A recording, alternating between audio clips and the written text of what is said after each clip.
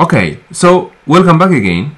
In this part, what I'm going to show you is I'm going to show you on and how to trim this extra parts of the audio so that it can match to this video, which means my movie would last only until here, because it doesn't make sense to see it. So for this one, like I mentioned, it will be like, look at this. So if I can go to the end, and then I can see I can trim it. In the again, I said it's a trim, the term mostly you would face, but here it's gonna be a split. Here, the split clip. So if you look here,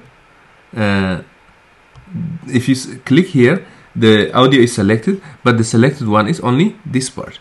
If you click here, the audio selected, the audio part selected is this part. What this means is they are splitted. There's two. The one that we had one audio, full audio, is split into two by doing what? How did I do? By right click. First I bring this spin here, this line, into wherever I want to, and then I do right click, and then I do split clip, like this one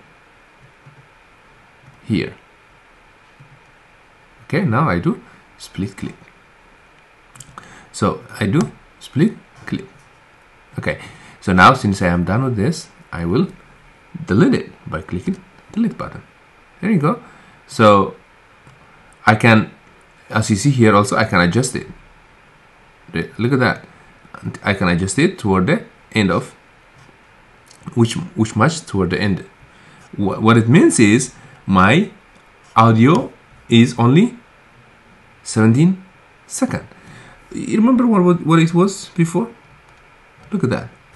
See, my video was going to be 3 minutes and 20 seconds, but after I delete it, it will readjust because there's no other content. That's why it comes to the one which is with the higher lines. This one, for example, this is the 17 line. For this one, so what I'm saying is this is my video. This is the movie that I would play if I were to export it. In the next video, I'll show you on how to maximize this whole line and minimize so that you can see line by line if you want to edit them like second or millisecond by millisecond. If you want to also, if you have a very big video, if you want to see them all at the same time, what do you do? See you. Stay tuned. Thank you.